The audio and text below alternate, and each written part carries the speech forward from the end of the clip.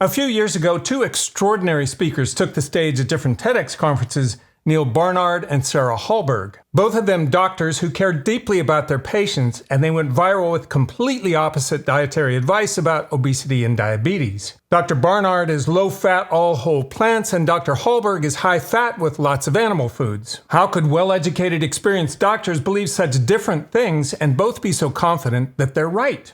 Because at its root, diabetes is a state of carbohydrate toxicity. Fat inside your muscle cells, and that is what interferes with insulin's ability to work like a key to signal glucose coming in.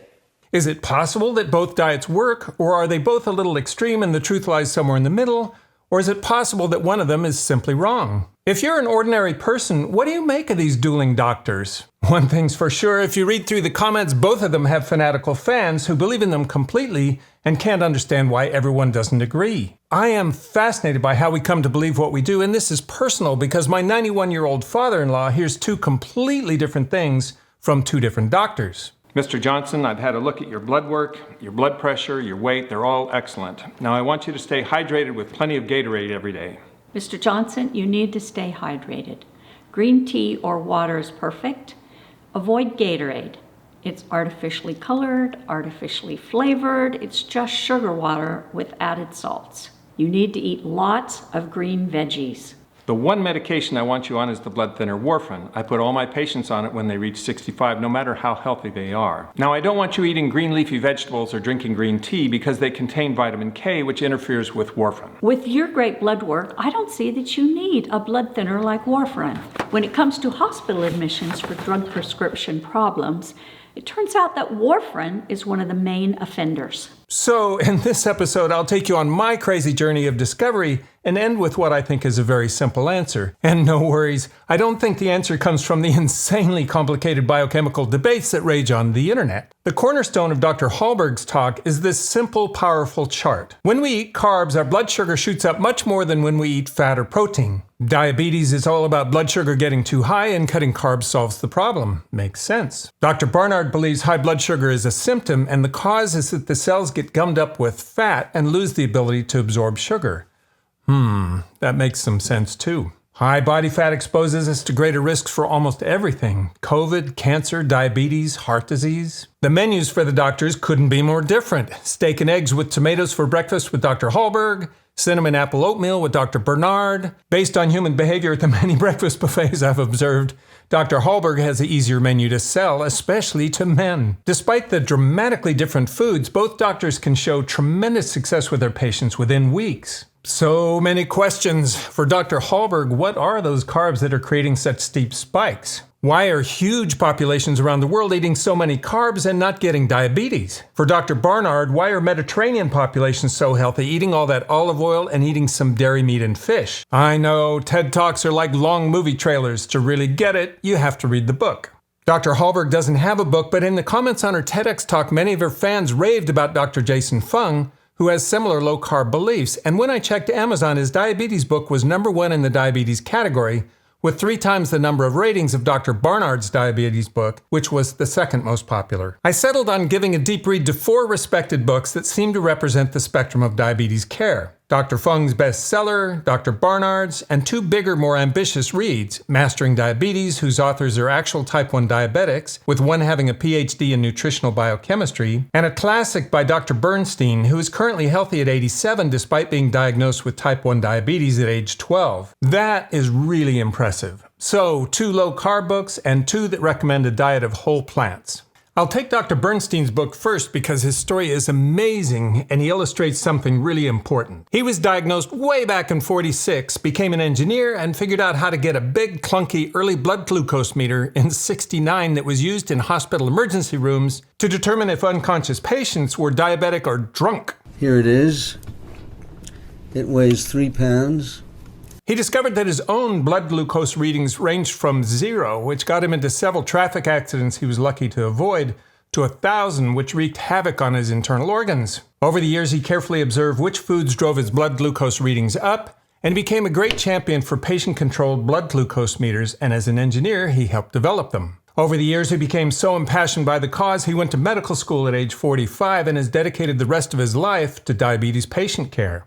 He championed the idea of frequent blood glucose measurements by sticking the back of the fingers often and keeping your blood sugar between 80 and 100 by adjusting insulin injections according to the latest readings. He observed that fruit caused his blood glucose to rise, so he hasn't had a piece in 40 years and tells his patients to avoid it. He invented the 6-6-12 rule, 6 grams of carbohydrates for breakfast and lunch in the form of vegetables and 12 for dinner. He does say vegetables have essential phytonutrients. Dr. Bernstein has a sweet tooth, however, so he has a section on sweeteners like saccharin, aspartame, and stevia, with recommendations for foods you can eat, like most diet sodas, sugar-free Jell-O, and Da Vinci brand syrups. I think his big contributions were showing that by frequent blood glucose monitoring and insulin injections and eating foods that didn't spike your glucose, you could flatline your blood glucose levels into a very safe range. Now that blood glucose monitors are going mainstream like he always dreamed of, some people who try them are getting surprises. For example, Professor Michael Snyder of Stanford found out he was a type 2 diabetic despite being slender, and some foods he didn't expect spiked his blood sugar. Different foods can spike you very much out of control. So for example, if I eat pulled pork, believe it or not, that'll send my glucose over 350. It goes totally out of control. So you do want to know what foods do that to you. It turns out that is different for different people. So different foods spike different people. For Dr. Bernstein's 83rd birthday, his patients made a very moving tribute video on YouTube, which is 33 minutes long. And I was crying during my endocrinology appointment with Sierra because the doctor was so proud of us. So, reading his book makes it sound like he settled the science in a very convincing way. Eating carbs raises your blood sugar, which creates havoc in the body. Simple, and he published papers about it. And that's what makes the next book so fascinating. It's big like Dr. Bernstein's. The authors have type 1 diabetes like Dr. Bernstein. One of them got a PhD in nutritional biochem to try to unravel the secrets of type 1 diabetes. And together they run a large diabetes coaching program. Instead of making blood sugar control the selling point, they made it insulin resistance. They love fruit and eat tons of it. So wait, how did Dr. Bernstein see a rise in blood glucose in himself and his patients from eating fruit when Robby and Cyrus don't see it in themselves or the diabetics that go through their coaching program? They say the body becoming insulin resistant is a central part of the disease, and that's why the cells won't take glucose from the blood. In order to become less insulin resistant, eat low-fat whole plant foods like fruit. If you truly reverse the disease, you can have a bowl of blueberries or a banana without spiking your glucose, whereas if you live a carb-free life, you probably can't, unless the mechanism for improving your insulin sensitivity was losing weight. Robby and Cyrus share the belief that insulin resistance comes from gumming up the cells with fat. Makes sense.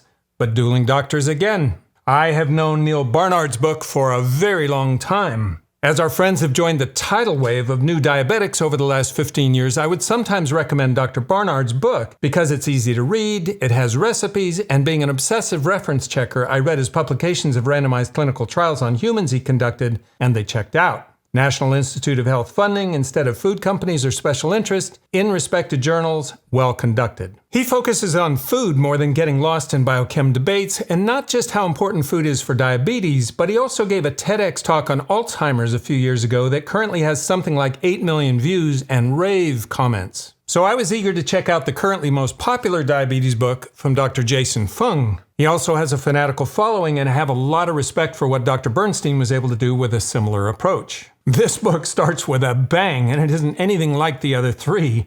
The other three start with advancements in diabetes and their own backstories, but this one starts with a quote that every great story needs a villain. And the intro makes it clear that this story's villains are the doctors and the scientists of the last few decades who lied to us. The last several decades of low-fat, high-carbohydrate nutrition advice has almost certainly fueled the very obesity and diabetes epidemics it was intended to prevent. This is a devastating conclusion to half a century of public health efforts, but if we are to have any hope of reversing these epidemics, we must accept this possibility and begin to explore the alternative science contained in this book. Okay, we're going to get alternative science in this book. Never a dull moment. That ties closely to the tone of the title of Sarah Hallberg's TEDx talk. Brace yourselves. Jason says the cause of the obesity epidemic was the dietary guidelines developed in the late 70s that led to the infamous food pyramid, and he shows this chart. Are we sure about that? Different areas of the world are experiencing their own obesity epidemics, and most of them started later. I mean, it's possible that authorities in places like Africa and China whose obesity crises started later decided to copy our food guide from 1980, and when they did, their waistlines blew up too.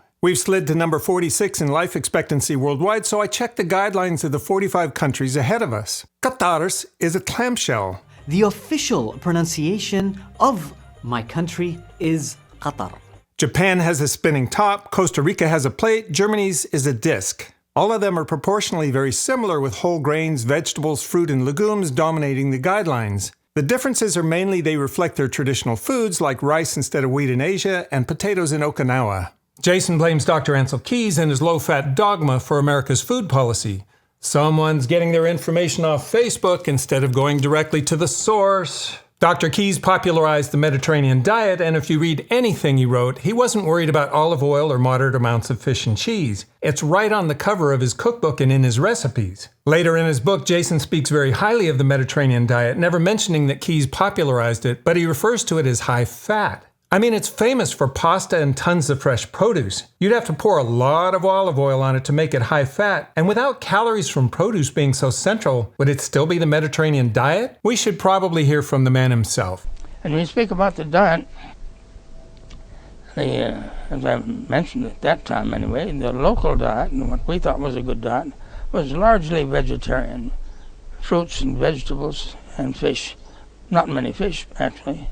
I was eager to get to Jason's treatment of diabetes with things like intermittent fasting, which to his credit he's known for, but he kept going on about food history. He says Banting's letter on corpulence is often considered the first diet book, and that his surgeon told him to avoid bread, milk, beer, sweets, and potatoes. It's hard to imagine claims that would be easier to make accurately than those. This is Banting's letter, and the part that he actually wrote was just a thin little piece in the middle. His ear doctor also advised eliminating butter, something Jason omitted in the telling. And Banting had dry toast on the menu for breakfast and lunch, but no butter. Banting used the word sugar, which is clear and specific, but Jason told it as the less clear word sweets. That seems important when you consider sugar is actually added to foods like sausage, which spikes some people's blood sugar. As for it being one of the first diet books, you've probably heard me quote from landmark diet books from previous centuries, like this one from the 1500s, which you can still buy at Walmart today. But I'll let an actual professor of history have a word about historical diet books. Here's Dr. Ken Albala's book, Eating Right in the Renaissance. It would probably come as a surprise, though, to learn that 500 years ago, literate Europeans were equally obsessed with eating right. Then, as now a veritable history of experts churned out diet books for an eager and concerned public. From the 1470s to 1650, there was an immense outpouring of dietary literature from printing presses in Italy, then issuing from France, England, Germany, the Netherlands, Spain, and as far afield as Transylvania. Nutrition guides were consistent bestsellers. About 100 titles in dozens of editions, revisions, and translations plainly attest to the topic's popularity. And that was just Renaissance Europe, a small fraction of time and a small sliver of the world. He's got another book that goes back through food history over the whole world for thousands of years. It's fascinating. So Banting's book is a small speck in a vast sea of historical diet books. I thought there would be a lot of common ground between the dueling doctors on simple things like refined foods. In the first half of the book, Jason lumps potatoes in with refined foods to avoid because they raise insulin, and insulin, in his telling, is what makes us fat. But in the second half, he points out that potatoes are unrefined, and some populations like the Okinawans get the majority of their calories from potatoes where diabetes is almost non-existent. So I don't know, dueling Jasons between pages 79 and 214. And yet, sausage, which is widely regarded as a refined food that usually contains some sugar, and that WHO considers a class 1 carcinogen, is on Jason's weekly menu. More dueling doctors. Jason is known for intermittent fasting, and his version, and I say this with a lot of respect, is an amazing commitment. 30 or 36-hour fast 3 times per week. If you can do that, you get double high fives from me. Well, that was ironic. You know that shirt you were seeing me in previous clips? This is what it looks like when the paramedics come for you and clip it off your chest with scissors while you vomit your guts out, and they freak out over your mid-30s heart rate, which is where my heart rate always is. So they swept me away in an ambulance with sirens blaring. 2 hours later, when I walked out of the emergency room feeling great, I thought, okay, where were we in this episode? Oh yeah, we were talking about foods that make you feel good. I got excited when Jason referenced Walter Willett from Harvard in a favorable light because he is a respected scientist. Contrary to the low-fat diet recommended by all the medical associations around the world, Dr. Willett's healthy diet was high in dietary fat and protein. His diet was about reducing sugar and refined carbohydrates, not reducing dietary fat. But that is quite a misrepresentation of where Walter Willett stands. I think we should let him speak for himself. And as I mentioned, the type of fat is very important. in the diet. This is looking at intakes of different types of fat compared to the same number of calories from carbohydrate. The blue line at the top is trans fat. The red line is saturated fat, not very different than the typical carbohydrate in Western diets, which is mostly refined starch and sugar. What Dr. Willett is saying is saturated fat is somewhat worse than sugar and refined flour. What Dr. Fung is saying is saturated fat is healthy. I hate hearing these words come out of my mouth because doctors are my heroes, but this book is just terrible. Hardly anything survives basic fact-checking. But it did tackle a fascinating question, which is what is causing the obesity epidemic? Well, there is a number that towers above everything else. In 1970, fast food restaurant sales totaled $5 billion, led by McDonald's. Now it's over $700 billion. And that set off arms races with companies who sell food like Doritos in supermarkets. I went searching for people who fully understands what this means and only found a few. One is David Kessler, who was the FDA commissioner under George H.W. Bush and went on to become the dean of Yale's medical school. He's the man who dragged the tobacco giants to court, which resulted in America having one of the lowest smoking rates in the world. I invited Dr. Kessler for an interview last November after he wrote Fast Carbs, Slow Carbs. He responded, but a few days later, Joe Biden asked him to head the coronavirus task force. Okay, fine. Meanwhile, I read Pulitzer Prize winner Michael Moss's new book, Hooked, and Marion Nessel's books on how the food companies distort and confuse food science and get us to buy the foods most profitable for them to sell. Spoiler, big money in beef, not much in produce. Their books restored my sanity because they're so well researched. Their stories have great villains too, but their villains are food companies, not the doctors and scientists who are Jason's villains. Here's one reason they resonated with me. I was an earth scientist for 17 years back in the 70s and 80s when it became obvious to almost every earth scientist what we were doing to the earth. We got great support from politicians in the day like George H.W. Bush, who passed the Clean Air Act, and we thought all would be right with the world. Never did we imagine the coal and oil companies would come for us and use their billions to vilify us and successfully shake the faith of so many Americans in science. They had dozens of ways to run circles around us because we were just scientists who didn't understand lobbying and lawsuits and marketing and PR. And we didn't have their money. I've been watching this same movie play out over the last few decades with food, but I thought, can't we just be good if we ignore processed food? Is there something else besides salt, sugar, and fat? And that is when I discovered the book, The Dorito Effect. So fascinating. Hey, Mark, how are you? I'm good. You can hear me okay? Thanks for joining. My pleasure. Yeah, I know you're a busy guy, and I can't wait to see your new book. Thanks. So let's start with that bland tortilla chip that wasn't selling very well. How did that ever become a blockbuster sensation? So what most people don't know about Doritos is that they almost bombed. They almost never happened. And that's because the first ever Doritos were just salted tortilla chips, the same kind of tortilla chips we, put into bean dip or dip into salsa. The package said toasted corn taste. And it just didn't work. People didn't buy them. The complaint was, this snack sounds Mexican, but it doesn't taste Mexican. So Frito-Lay had a problem on their hands. Here was this new snack. They were trying to get sales. People weren't buying it. So what they did was they made Doritos taste like taco. Now, this was even controversial within Frito-Lay because some of the executives said, you don't know the difference between a thing and a flavor. But what they knew was that flavor technology had changed such that we could make anything we wanted taste like whatever we wanted. So Frito-Lay followed up the toasted corn Doritos with taco-flavored Doritos. Now, they didn't taste exactly like taco. People didn't put it in their mouth and think, oh, I'm eating a taco. But it had that zesty zing, that meaty quality. And here's the important part. It turned a snack that nobody wanted to eat into a snack that people literally could not stop eating. As long as he's fed, he's happy. Whoa! Whoa! Dorito!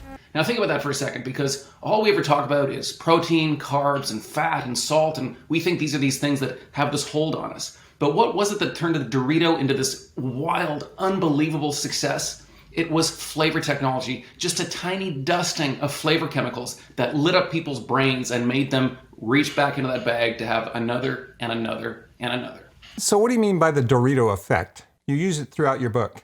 So the Dorito effect refers broadly to how food has changed. And the change I'm talking about is flavor. Now, broadly speaking, all the food we grow, the plants, but also the animals, the stuff we raise on farms, is getting blander. We know this every time we bite into a tomato or a strawberry. We're just kind of underwhelmed. We're expecting this kind of flavor punch that we just don't get. It's unsatisfying. You have to add sugar or something. But this is true of everything. Chicken is blander. Beef is blander. Carrots are blander. It's also losing nutrition at the same time. Scientists call this the dilution effect.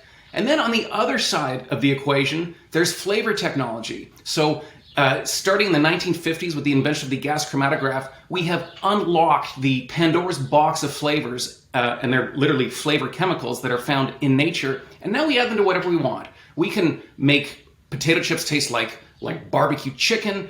We make soft drinks taste like whatever we want, even though fundamentally they're just sugar and soda water. So the wholesome stuff we grow is getting bland. Nobody wants to eat it. And the stuff we shouldn't eat, the ultra-processed foods, are getting ever more flavorful. Now, we are drawn to flavor. We want our food to taste good. And when you look at it this way, good stuff getting bland, processed stuff getting more flavorful, it's not really such a surprise why so many people are making unhealthy eating choices. Can you elaborate a little more on why foods are getting blander? It seems odd. Why would food get blander over time? What has changed about, a carrot or an onion or a piece of chicken? And what's changed is quantity. We have had just an incredible leap in terms of the amount of food we can grow on an acre of land. For things like tomatoes, we're growing as more than 10 times what we used to, say, 80 or 100 years ago.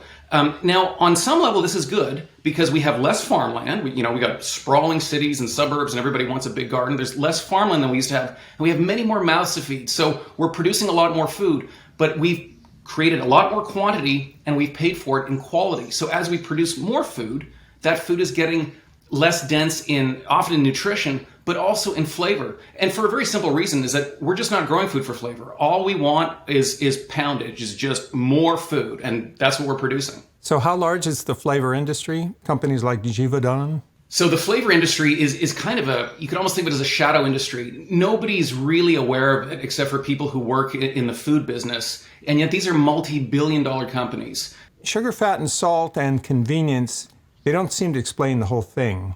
And you say you found the missing piece of the puzzle that kind of completes the circle, flavoring. What role do you think they play in the obesity crisis? I think when we look at the change in eating and the change literally in our bodies, it's been taking place for about 50 years, right around the mid-70s when obesity really started to take off. So we have to ask what changed. People talk a lot about salt, sugar, and fat. I'm not saying they play no role, but to me that's not a very convincing theory because think of soft drinks. This may be the best example. Think of all the soft drinks on the shelf. Dr. Pepper, Pepsi, Coke, root beer, Fanta. These are all fundamentally just soda water and sugar. We talk about them as being sugary drinks. It's the sugar that's getting us. But think about it. If I poured you a glass of soda water and added as much sugar as you get in one of these soft drinks, would you drink that? Would you take a sip of it and go, that's delicious? No, you wouldn't. Every time you sit down to eat a meal or take a sip of a beverage, you're hoping that it will be delicious. And we have engineered deliciousness, and we haven't asked at what cost. Some foods, you read these horror stories about orange juice, for example, where they let it sit in a vat for a nitrogen atmosphere vat for a year and it goes gray. So it loses both its color and its flavor. And then they add back their own trademark colors and flavors to make it taste the same in every store, unique to Minute Maid or something like that. Is that going on beyond orange juice? How does that work? Well, the truth is it's difficult to know exactly what's going on because often the way these products are made is quite secretive. Companies aren't always open. But you can tell an awful lot just by looking at packaging.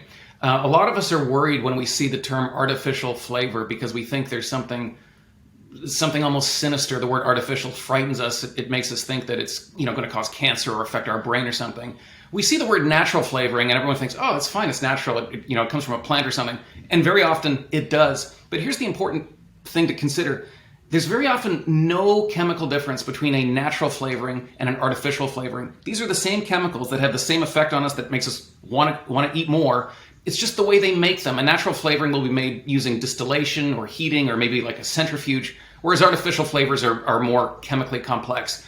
The point is, the chemicals you're left with are exactly the same. So many of us are duped into thinking that a product that has natural flavor, it must be healthy. There's really very little that's natural about it. Mark's upcoming book is The End of Craving, and I'm going to bet the key is ditching processed food. That seems to be the grand key to obesity and diabetes. Whether you go low-carb or whole plant foods, the weight drops, and so does the blood sugar. You may be thinking, whoa, good thing I avoid processed food. Unfortunately, we may only think we do. If you watched my episode on wheat from a couple months ago, or Morgan Spurlock's documentary Super Size Me 2, you know the whole wheat bread or the chickens are not what we thought they were, and their nutritional profile is nothing like it was 50 years ago. The chickens have grown in size and health problems of their own right along with us. We thought processing was what happened to the food after it was grown, but now we're learning it's in the growing too.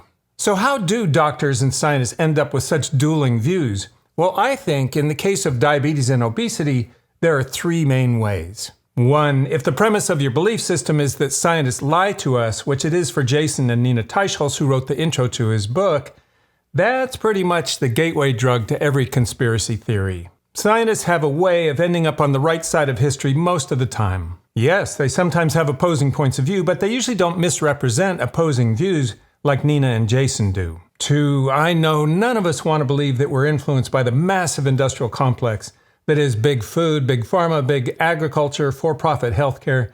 But follow the money for just a minute. In the United States, the two most recognizable fictional characters to children are number 1, Santa Claus, and number 2, at 96%, Ronald McDonald. And many of you may know that old Saint Nick himself has been peddling Coca-Cola since the 1930s. In Finland, we are not allowed to advertise like prescription, like drugs that are like prescription drugs.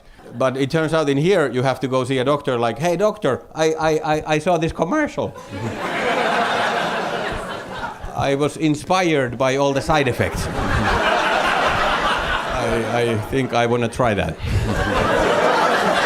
When it comes to whole foods, the money and influence is in meat and dairy, not produce or commodities like beans. The meat industries are notorious for lobbying, science denial, ag-gag laws, lawsuits, sponsorships, and marketing. They have Nina Teicholz speak at cattlemen's conferences and help sell her book. As a journalist with no scientific background, she tells them confidently, the science is on your side.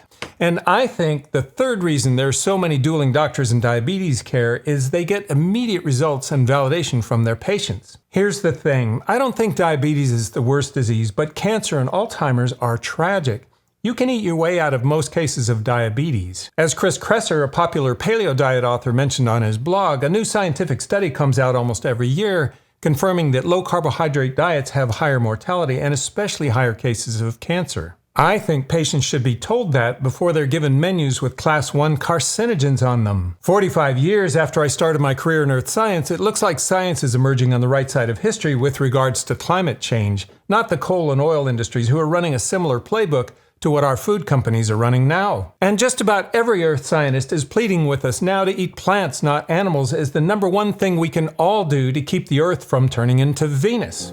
There's another transformation that is almost unbelievably simple, but it's key to staying within our planet's boundaries. It can be adopted by you or me, in fact, by anyone with the freedom to choose what food they eat. Eating healthy food might be the single most important way of contributing to save the planet. So my pick as the best diabetes doctor? Neal Barnard. He has a great cookbook with Chef Drina Burton too, and he's been involved in battles with regulatory agencies, so he knows a lot about the tricks of the food companies. But Mastering Diabetes is an A+ book, as is How Not to Die. Oh, I've been chipping away at this episode for maybe a year, reading the books and thinking about it, and just as I was wrapping up, I stumbled across a recent podcast interview of Dr. Sarah Hallberg by Dr. Peter Attia, where she opens up about her 4-year battle with lung and brain cancer. Who knows why this disease strikes seemingly healthy people at every age and on every diet? But what I do know is the love and determination she exudes to see her youngest daughter graduate from high school is so inspirational. That was a very hard note to end on, but as Dr. Sarah said, it does help us to cherish the moments we do have. I give these episodes to Plant-Based News because I so admire their mission to improve our health, to save the planet, to lessen the suffering of animals. I hope you'll like and subscribe to their channel. Thank you.